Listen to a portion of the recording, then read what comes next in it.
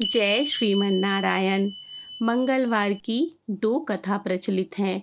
आइए दोनों का श्रवण करते हैं। मंगलवार की प्रथम कथा में व्यास जी ने कहा, एक बार नैमी शारण्य तीर्थ में 80,000 मुनि एकत्र होकर पुराणों के ज्ञाता श्री सूत जी से पूछने लगे, हे महामुने, आपने हमें अनेक पुराणों की कथा सुनाई है। अब आप कृपा करके हमें ऐसा व्रत और कथा बताएं जिसके करने से संतान की प्राप्ति हो तथा मनुष्यों को रोग, शोक, अग्नि, सर्व दुख आदि का भय दूर हो, क्योंकि कलयुग में सभी जीवों की आयु बहुत कम है। फिर इस पर उन्हें रोग, चिंता के कष्ट लगे रहेंगे, तो फिर वह श्री हरि के चरणों में अपना ध्यान कैसे लगा सकेंगे। श्री सूत जी बोले, हे मुनियों, आपने लोक कल्याण के लिए बहुत ही उत्तम बात पूछी है। एक बार युधिष्ठिर ने भगवान श्री कृष्ण से लोक कल्याण के लिए यही प्रश्न किया था। भगवान श्री कृष्ण और युधिष्ठिर का संवाद तुम्हारे सामने कहता हूँ, ध्यान देकर सुनो। एक समय पांडवों की सभा में श्री कृष्ण जी बैठे हुए थे। तब युधिष्ठिर ने भगवान श्री कृष्ण से प्रश्न किया, हे प्रभो गोविंद, आपने मेरे लिए अनेकों कथाएं सुनाई हैं। आज आप कृपा करके ऐसा व्रत या कथा सुनाएं जिसके करने से मनुष्य को रोग, चिंता का भय समाप्त हो और उसको पुत्र की प्राप्ति हो। हे प्रभो, बिना पुत्र के जीवन व्यर्थ है। पुत्र के बिना मनुष्य नरकगामी होता है। पुत्र के बिना मनुष्य पितृ ऋण से छुटकारा नहीं पा सकता और ना ही उसका पुण्यक नामक नरक से उद्धार हो सकता है। अतः पुत्रदायक व्रत बतलाएं। श्री कृष्ण भगवान बोले, हे राजन, मैं एक प्राचीन इतिहास सुनाता हूँ, आप उसे ध्यानपूर्वक सुनो। कुंडलपुर नामक एक नगर था। उसमें नंदा नामक एक ब्राह्मण रहता था। भगवान की कृपा से उसके पास सब कुछ था, फिर भी वह दुखी था। इसका कारण यह था कि ब्राह्मण की स्त्री सुनंदा के कोई संतान न थी। सुनंदा पतिव्रता थी, भक्ति पूर्वक श्री हनुमान जी की आराधना करती थी। मंगलवार के दिन व्रत करके अंत में भोजन बनाकर हनुमान जी को भोग लगाने के बाद स्वयं भोजन करती थी। एक बार मंगलवार के दिन ब्राह्मणी गृह कार्य की अधिकता के कारण हनुमान जी को भोग ना लगा सकी, तो इस पर उसे बहुत दुख हुआ। उसने कुछ भी नहीं खाया और अपने मन में प्रण किया कि अब तो अगले मंगलवार को ही हनुमान जी को भोग लगाकर अन्न जल ग्रहण करूंगी।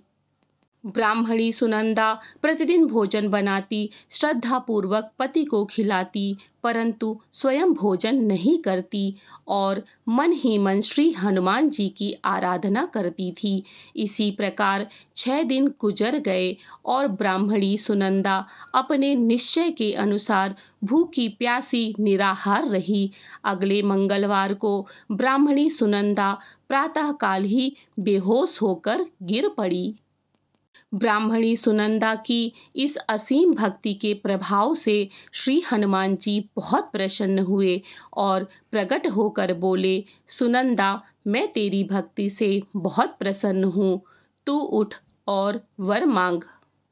सुनंदा अपने आराध्य देव श्री हनुमान जी को देखकर आनंद की अधिकता से विह्वल होकर श्री हनुमान जी के चरणों में गिरकर बोली, हे प्रभु, मेरी कोई संतान नहीं है, कृपा करके मुझे संतान प्राप्ति का आशीर्वाद दे, आपकी अति कृपा होगी। श्री महावीर जी बोले, तेरी इच्छा पूर्ण होगी, तेरे एक कन्या पैदा होगी, उसके अष्टांग प्रतिदिन सोना दिया करेंगे।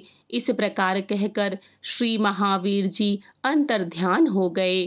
ब्राह्मणी सुनंदा बहुत हर्षित हुई और सभी समाचार अपने पति से कहा। ब्राह्मण देव कन्या का वरदान सुनकर कुछ दुखी हुए, परंतु सोना मिलने की बात सुनकर तो बहुत प्रसन्न हुए। विचार किया कि ऐसी कन्या के साथ मेरी निर्धनता भी समाप्त हो जाएगी।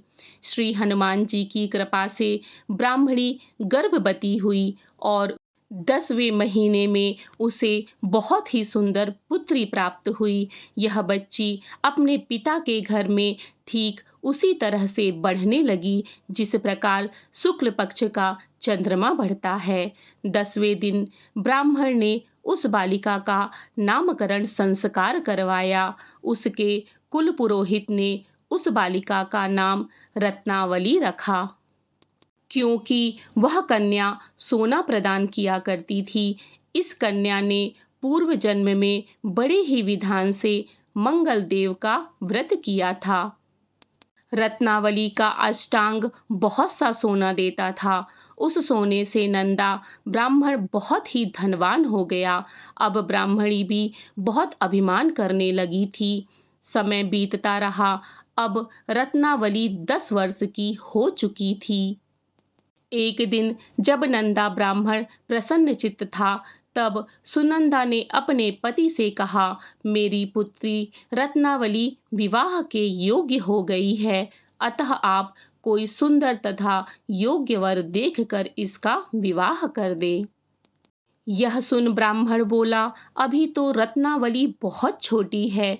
तब ब्राह्मणी बोली, शास्त्रों की आज्ञा है कि कन्या 8वें वर्ष में गौरी, 9 वर्ष में रोहिणी, 10वें वर्ष में कन्या, इसके पश्चात रजस्वला हो जाती है।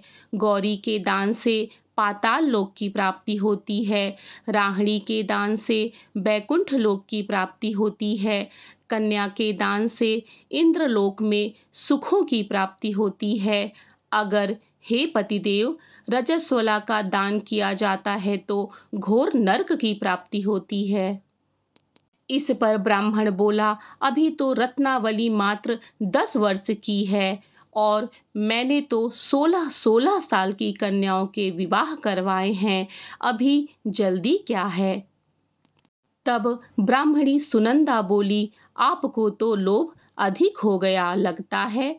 शास्त्रों में कहा गया है कि माता पिता और बड़ा भाई रजस्वला कन्या को देखते हैं तो वह अवश्य ही नरकगामी होते हैं। तब ब्राह्मण बोला, अच्छी बात है, कल मैं अवश्य ही योग्य वर की तलाश में अपना दूत भेजूंगा। दूसरे दिन ब्राह्मण ने अपने दूत को बुलाया और आज्ञा दी कि जैसी सुंदर मेरी कन्या है, वैसा ही सुंदर वर उसके लिए तलाश करो। दूत अपने स्वामी की आज्ञा पाकर निकल पड़ा। पंपई नगर में उसने एक सुंदर लड़के को देखा। यह बालक एक ब्राह्मण परिवार का बहुत गुणवान पुत्र था। इसका नाम सोमेश्वर था। दूत ने इस सुंदर गुणवान ब्राह्मण पुत्र के बारे में अपने स्वामी को पूर्ण विवरण दिया। ब्राह्मण नंदा को भी सोमेश्वर अच्छा लगा और फिर शुभ मुहूर्त में विधि पूर्वक कन्यादान करके ब्राह्मण ब्राह्मणी संतुष्ट हुए। परंतु ब्राह्मण के मन में तो लोभ समाया हुआ था। उसने कन्यादान तो कर दिया था, पर वह बहुत खिन्न भी था। उसने विचार किया कि रत्नावली तो अब चली जावेगी और मुझे इससे जो सोना मिलता था वह अब नहीं मिलेगा। मेरे पास जो धन था कुछ तो इसके विवाह में खर्च हो गया और जो शेष बचा था वह भी कुछ दिनों के पश्चात समाप्त हो जाएगा। मैंने तो इसका विवाह करके बहुत बड़ी भूल कर दी है। अब कोई ऐसा उपाय हो कि रत्नावली मेरे ही घर में बनी रहे, अपने ससुराल ना जावे। लोभ रूपी राक्षस ब्राह्मण के मस्तिष्क पर छाता जा रहा था। रात भर अपनी शैया पर बेचैनी से करवटें बदलते बदलते उसने एक बहुत ही क्रूर निर्णय लिया। उसने विचार किया कि जब रत्नावली को लेकर उसका पति सोमेश्वर अपने घर के लिए जाएगा तो वह मार्ग में छिपकर सोमेश्वर का वध कर देगा और अपनी लड़की को अपने घर ले आवेगा, जिससे नियमित रूप से उसे सोना भी मिलता रहेगा और समाज का कोई मनुष्य उसे दोष भी नहीं देगा। प्रातःकाल हुआ तो नंदा और सुनंदा ने अपने जमाई तथा लड़की को बहुत सारा धन देकर विदा किया। सोमेश्वर अपनी पत्नी रत्नावली को लेकर ससुराल से अपने घर की तरफ चल दिया। ब्राह्मण नंदा महालोभ के वशीभूत हो अपनी मति खो चुका था। पाप पुण्य को उसे विचार ना रहा। अपने भयानक व क्रूर निर्णय को कार्य रूप देने के लिए उसने अपने दूत को मार्ग में अपने जमाई का वध करने भेज दिया था, ताकि रत्नावली से प्राप्त होने वाला सोना उसे हमेशा मिलता रहे और वो कभी निर्धन ना हो। ब्राह्मण के दूत ने अपने स्वामी की आज्ञा का पालन करते हुए उसके जमाई सोमेश्वर का मार्ग में ही वध कर दिया। समाचार प्राप्त कर ब्राह्मण नंदा मार्ग में पहुंचा और रुदन करती अपनी पुत्री रत्नावली से बोला, हे पुत्री, मार्ग में लुटेरों ने तेरे पति का वध कर दिया है। भगवान की इच्छा के आगे किसी का कोई वश नहीं चलता है। अब तू घर चल, वहां पर ही रहकर शेष जीवन व्यतीत कर। जो भाग्य में लिखा है वही होगा। अपने पति की अकाल मृत्यु से रत्नावली बहुत दुखी हुई। करुण क्रंदन व रुंदन करते हुए अपने पिता से बोली, हे पिताजी, इस संसार में जिस स्त्री का पति नहीं है उसका जीना व्यर्थ है। मैं अपने पति के साथ ही अपने शरीर को जला दूंगी और सती होकर अपने इस जन्म को, माता पिता के नाम को तथा सास ससुर के यश को सार्थक करूंगी। ब्राह्मण नंदा अपनी पुत्री रत्नावली के वचनों को सुनकर बहुत दुखी हुआ। विचार करने लगा, मैंने व्यर्थ ही जमाई का वध कर पाप अपने सिर लिया। रत्नावली तो उसके पीछे अपने प्राण तक देने को तैयार है। मेरा तो दोनों तरफ से मरण हो गया। धन तो अब मिलेगा नहीं। जमाई वध के पाप के फलस्वरूप यम यातना भी भुगतनी पड़ेगी। यह सोचकर वह बहुत खिन्न हुआ। सोमेश्वर की चिता बनाई गई। रत्नावली सती होने की इच्छा से अपने पति का सिर अपनी गोद में रखकर चिता में बैठ गई। जैसे ही सोमेश्वर की चिता को अग्नि लगाई गई, वैसे ही प्रसन्न हो मंगलदेव वहां प्रकट हुए और बोले, हे रत्नावली, मैं तेरी पति भक्ति से बहुत प्रसन्न हूँ। तू वर मांग। रत्नावली ने अपने पति का जीवन दान मांगा। तब मंगलदेव ने बोला, रत्नावली, तेरा पति अजर अमर है। यह महाविद्वान भी होगा और इसके अतिरिक्त तेरी जो इच्छा हो वर मांग। तब रत्नावली बोली, हे ग्रहों के स्वामी, यदि आप मुझ पर प्रसन्न हैं तो मुझे यह वरदान दीजिए कि जो भी मनुष्य मंगलवार के दिन प्रातःकाल लाल पुष्प, लाल चंदन से पूजा करके आपका स्मरण करे, उसको रोग व्याधि ना हो, स्वजनों का कभी वियोग ना हो, सर्प, अग्नि, शत्रुओं का भय ना रहे। जो स्त्री मंगलवार का व्रत करे वह कभी विधवा ना हो। मंगलदेव तथास्तु कह अंतर्ध्यान हो गए। सोमेश्वर मंगलदेव की कृपा से जीवित हो उठा। रत्नावली अपने पति को पुनः प्राप्त कर बहुत प्रसन्न हुई और मंगलदेव का व्रत प्रत्येक मंगलवार को करके व्रतराज और मंगलदेव की कृपा से इस लोक में सुख ऐश्वर्य को भोगते हुए अंत में अपने पति के साथ स्वर्ग लोक को गई। इति श्री मंगलवार व्रत कथा। अब आइए सुनते हैं मंगलवार की दूसरी कथा। मंगलवार व्रत की दूसरी कथा के अनुसार ऋषिनगर में केशवदत्त ब्राह्मण अपनी पत्नी अंजलि के साथ रहा करता था। केशवदत्त के घर में धन संपत्ति की कोई कमी नहीं थी। नगर में सभी केशवदत्त का सम्मान करते थे, लेकिन केशव दत्त संतान नहीं होने से बहुत चिंतित रहता था। दोनों पति पत्नी प्रत्येक मंगलवार को मंदिर में जाकर हनुमान जी की पूजा करते थे। विधिवत मंगलवार का व्रत करते हुए कई वर्ष बीत गए। ब्राह्मण बहुत निराश हो गया, लेकिन उसने व्रत करना नहीं छोड़ा। कुछ दिनों के बाद केशव दत्त हनुमान जी की पूजा करने के लिए जंगल में चला गया। उसकी पत्नी अंजलि घर में रहकर मंगलवार का व्रत करने लगी। दोनों पति पत्नी पुत्र प्राप्ति के लिए मंगलवार का विधिवत व्रत करने लगे। कुछ दिनों बाद अंजलि ने अगले मंगलवार को व्रत किया, लेकिन किसी कारणवश उस दिन अंजलि हनुमान जी को भोग नहीं लगा सकी और उस दिन वह सूर्यास्त के बाद भूखी ही सो गई। अगले मंगलवार को हनुमान जी को भोग लगाए बिना उसने भोजन नहीं करने का प्रण लिया। 6 दिन तक अंजलि भूखी प्यासी रही। 7वें दिन मंगलवार को अंजलि ने हनुमान जी की पूजा की, लेकिन तभी भूख प्यास के कारण अंजलि बेहोश हो गई। हनुमान जी ने उसे स्वप्न में दर्शन देते हुए कहा, उठो पुत्री, मैं तुम्हारी पूजा पाठ से बहुत प्रसन्न हूँ। तुम्हें सुंदर और सुयोग्य पुत्र होने का वर देता हूँ। यह कहकर हनुमान जी अंतर्ध्यान हो गए। तत्काल अंजलि ने उठकर हनुमान जी को भोग लगाया और स्वयं भोजन किया। हनुमान जी की अनुकंपा से अंजलि ने एक सुंदर शिशु को जन्म दिया। मंगलवार को जन्म लेने के कारण उस बच्चे का नाम मंगल प्रसाद रखा गया। कुछ दिनों के बाद अंजलि का पति केशव दत्त भी घर लौट आया। उसने मंगल को देखा तो अंजलि से पूछा, यह सुंदर बच्चा किसका है?